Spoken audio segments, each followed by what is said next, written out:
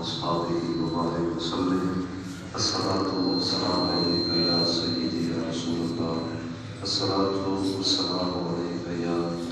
سيدي يا حبيب الله. يا رسول الله انظر حالنا،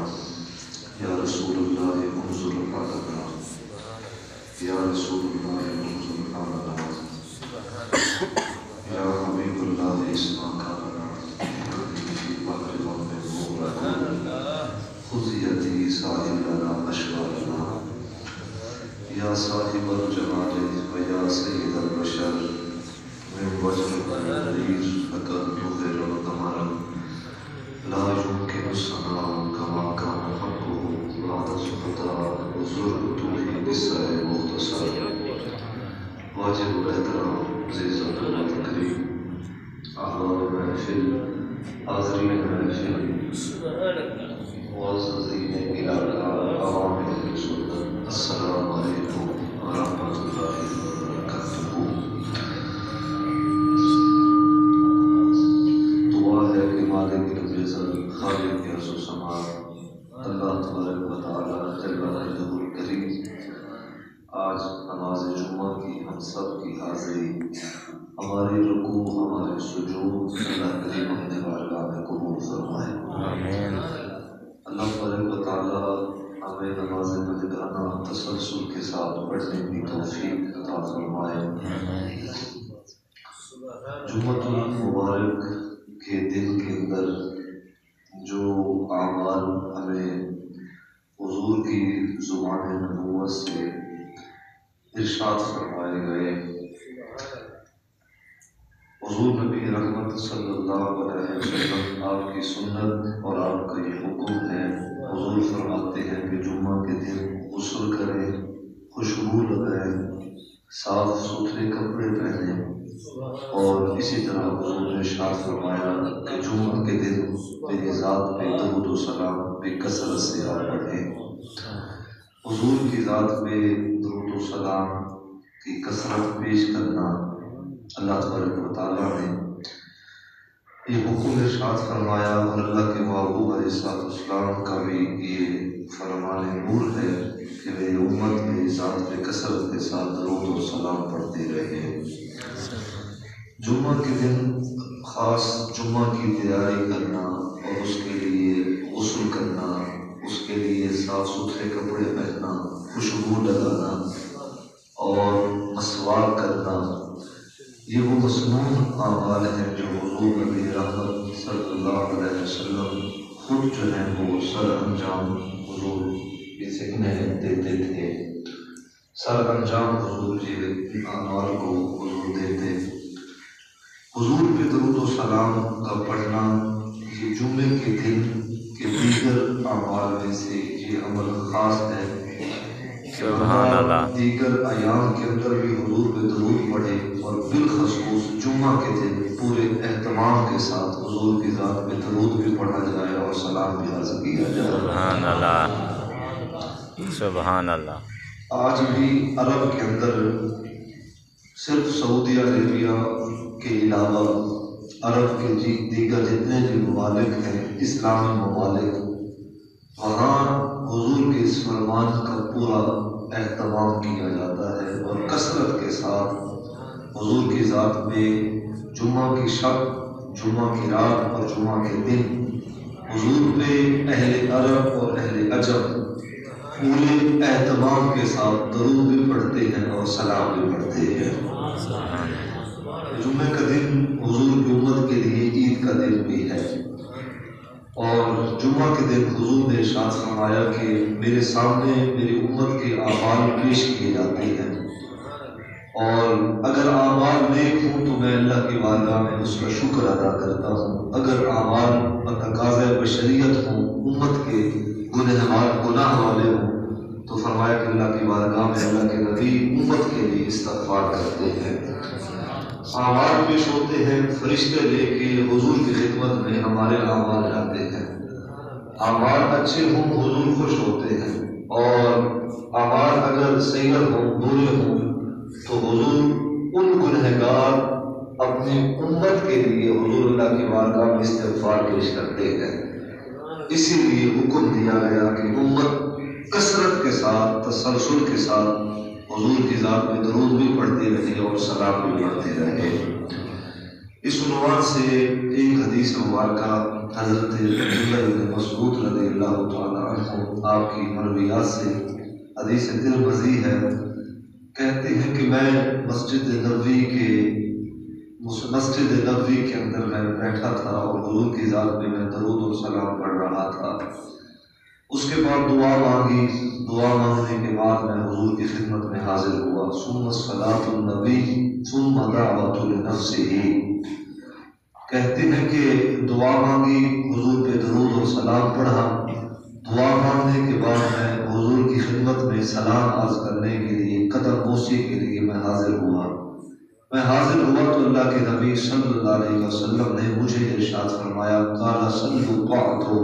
عبداللہ بن مسعود، اللہ نے تمہاری دعائیں اپنے بارگاہ میں قبول فرمائی ہیں۔ سبحان اللہ۔ اللہ نے تمہاری جو دعائیں ہیں وہ قبول فرمائی۔ تو فرمایا کہ مجھے بشارت دی گئی، خوشخبری دی گئی کہ درود اور سلام کے صدقے سے اللہ تبارک و تعالیٰ نے تمہاری دعاؤں کو اپنے بارگاہ میں اللہ نے قبول فرمایا ہے۔ سبحان اللہ۔ تو کوئی وقت ہو، کوئی لمحہ ہو، کوئی گھڑی ہو، کوئی ساتھ ہو، کوئی مکان، کوئی جگہ ہو، باوضو ہو کے پوری عقیدت، ارادت، خشوع اور خضوع کے ساتھ، پوری محبت کے ساتھ حضور کی ذات میں ہم درود پڑھیں، یہ ہم پہ لازم ہے۔ اور درود پڑھ کے ہم دعائیں مانگیں تو صحابہ کرام علیہ رضوان کے اعمال ہمارے سامنے، جب وہ حضور پہ درود و سلام پڑھ کے اللہ کی بارگاہ میں دعائیں مانگتے، اللہ اپنے نبی کے پڑھے ہوئے درود کے صدقے اللہ اپنے بندوں کی دعاؤں کو قبول فرما لیتا ہے۔ سبحان اللہ، سبحان اللہ۔ یہ ایک عمل ہے حضرت عبداللہ بن مسعود رضی اللہ تعالیٰ عنہ کا۔ اب آپ دیکھیں کہ اللہ تبارک و تعالیٰ نے قرآن مجید کے اندر اہل ایمان کو یہ حکم ارشاد فرمایا، جب اللہ کا حکم تو اللہ کے بندے اللہ کے حکم کے پہ عمل کے پابند ہیں، تو اللہ تبارک و تعالیٰ نے اہل ایمان کو مطلقاً حکم ارشاد فرمایا، کوئی بڑا ہوئے چھوٹا ہوئے، پڑھا لکھا ہوئے ان پڑھ ہوئے، فرمایا کہ یا ایھا الذین آمنوا صلوا علیہ وسلموا تسلیما، فرمایا کہ جس نے بھی کلمہ رسول پڑھا ہے اللہ سے حکم دینا کیا ہے کہ اللہ نے نبی دی ذات دے درود بھی پڑھ دیتے، سلام بھی پڑھتے۔ سبحان اللہ، سبحان اللہ۔ درود بھی وہ پڑھے اور سلام بھی وہ پڑھے، تو یہ حکم دیا گیا، مطلق حکم ہے۔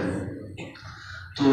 درود اور سلام پڑھا کریں کثرت کے ساتھ، اس وجہ سے بھی کہ یہ اللہ کا حکم،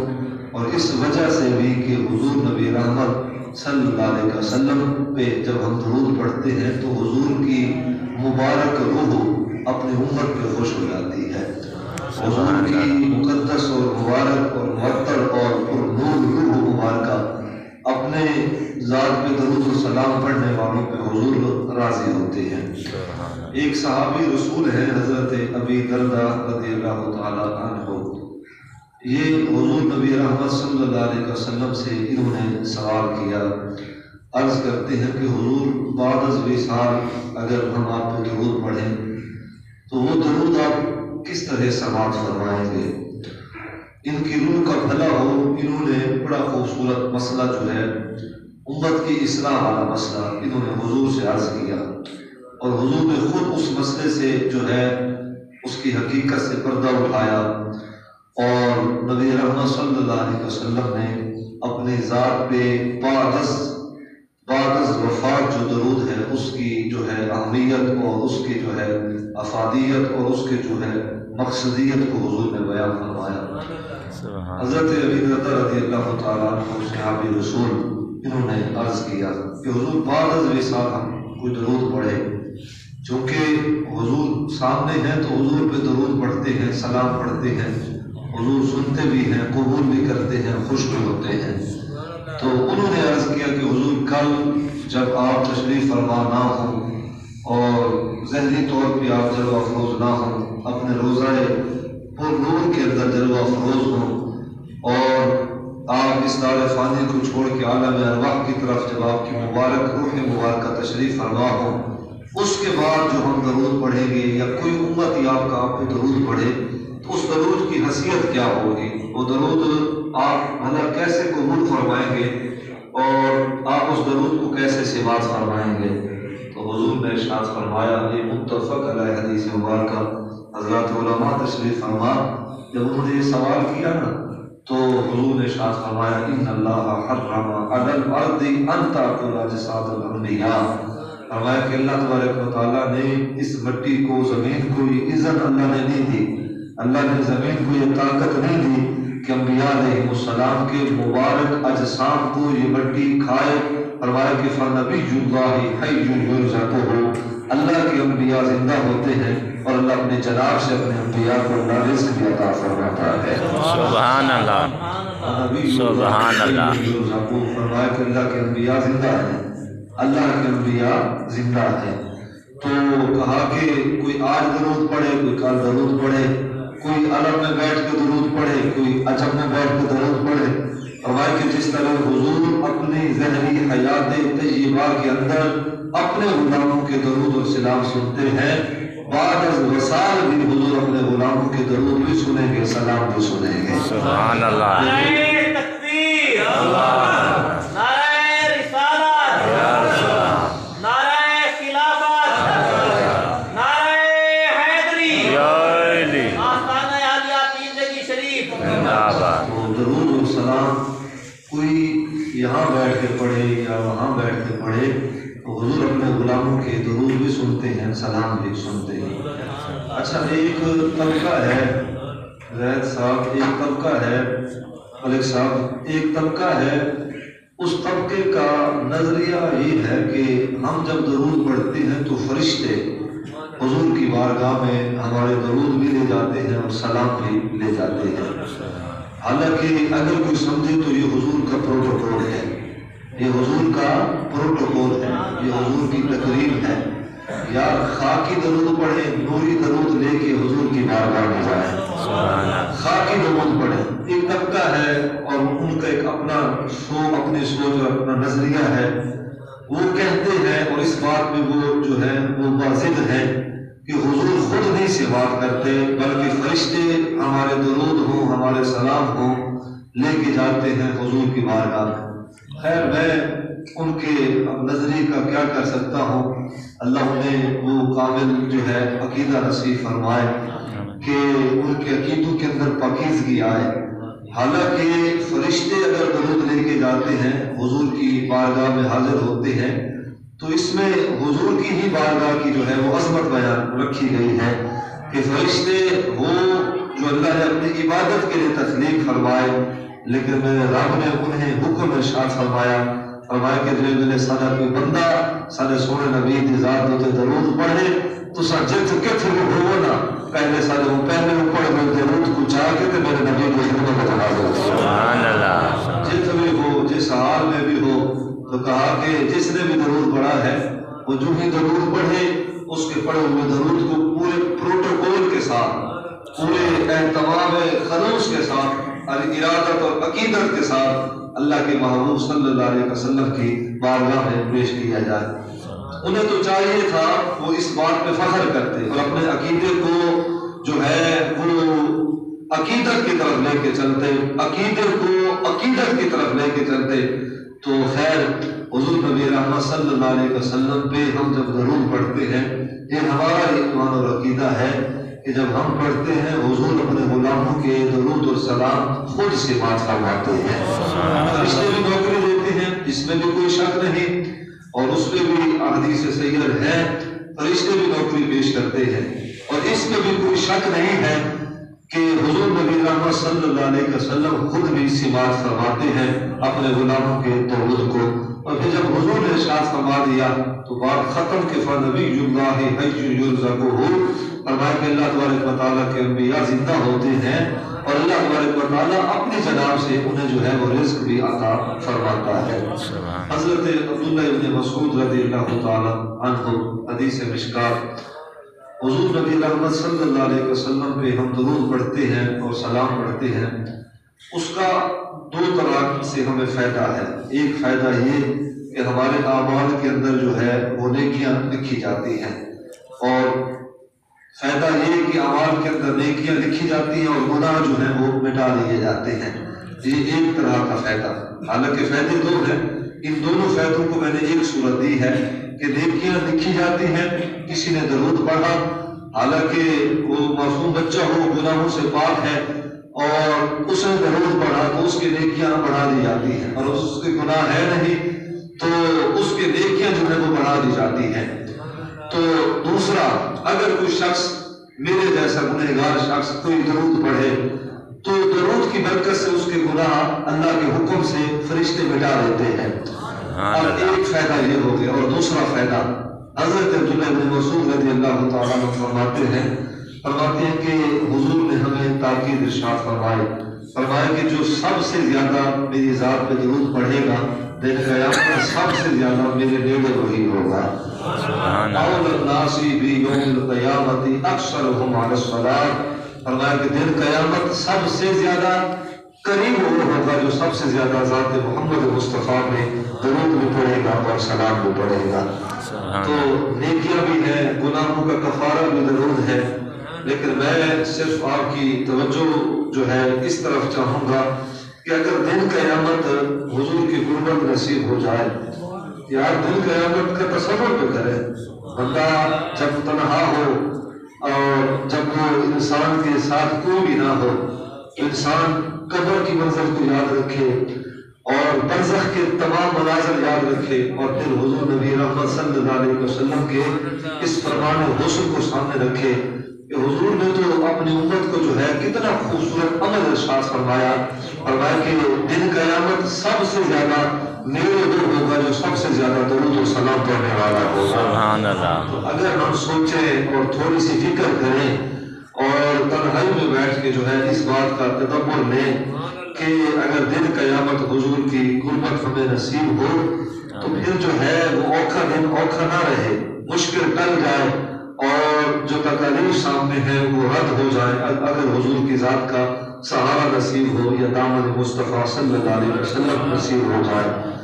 تو اس کے لیے ہمیں جو وظائف بتائے گئے وہ یہ ہے کہ بندہ کثرت کے ساتھ درود بھی پڑھے اور سلام بھی پڑھے، سبحان یہ اللہ، ہمارا حق بھی ہے۔ اس پہ ایک جملہ سنیں، حضور نبی رحمت صلی اللہ علیہ وسلم کے خلاف اب جس طرح پورے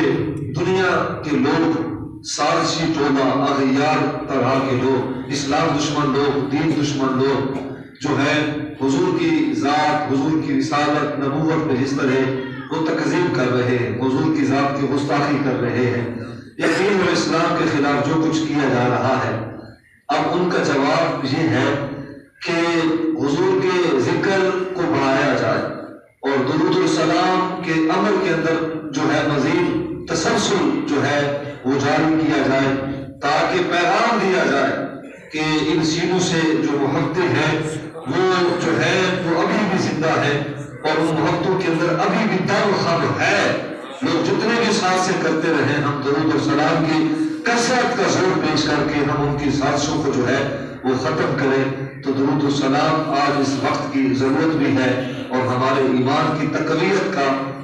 کے لیے بھی لازم ہے کہ ہم اپنے ایمان کی مضبوطی اور تقویت ایمان کے لیے حضور کے ذات میں کثرت کے ساتھ درود بھی پڑھیں اور سلام بھی پڑھیں۔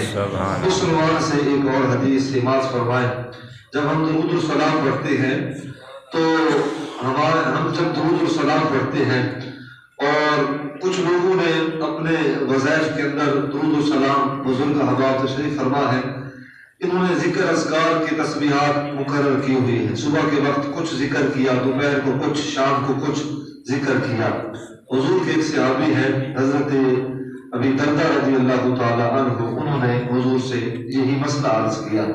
کہ حضور میں دعا مانگتا ہوں، 3 حصے دعا ہے اور 1 حصہ درود ہے، آپ پہ درود بھی پڑھتا ہوں اور 3 حصے دعا ہے۔ تو حضور سے عرض کیا گیا، سوال پوچھا گیا کہ حضور کیا یہ ٹھیک ہے؟ حضور نے منع نہیں فرمایا، عمل کی دعا والے عمل کی نفی نہیں فرمائی، لیکن فرمایا کہ اپنے دعاؤں کے اندر اگر درود کی تعداد کو بڑھاؤ تو تمہارے لیے بہتر ہے۔ اب حضور نے حکم ارشاد فرمایا، حضرت ابی دردہ رضی اللہ تعالیٰ عنہ 3 حصے دعا میں سے 1 حصہ کم کر دیا، 2 حصے باقی رکھے دعا کے، 2 حصے درود کے۔ کہتے ہیں کہ میں پھر حاضر ہوا حضور کی خدمت کے اندر، تو حضور سے جب میں نے پھر گزارش کی کہ حضور اب 2 حصے دعا ہے، 2 حصے باقی جو ہے وہ درود ہے، تو حضور نے ارشاد فرمایا کہ درود کی تعداد کو، درود کے عمل کو بڑھاؤ تو تمہارے حق میں بہتر ہے۔ حضرت ابی درداء کہتے ہیں کہ اب سونے کا حکم ملا تو جس میں درود پڑھتے تھے انہوں نے حکم ارشاد فرمایا نیکی تو ہوتی ہوئی ہے جو حضور کے حکم علی ہو، سبحان اللہ، سبحان جو اللہ، حضور نبی رحمت صلی اللہ علیہ وسلم کی سنت اور شریعت سے نکلا ہو۔ تو حضور نے ارشاد فرمایا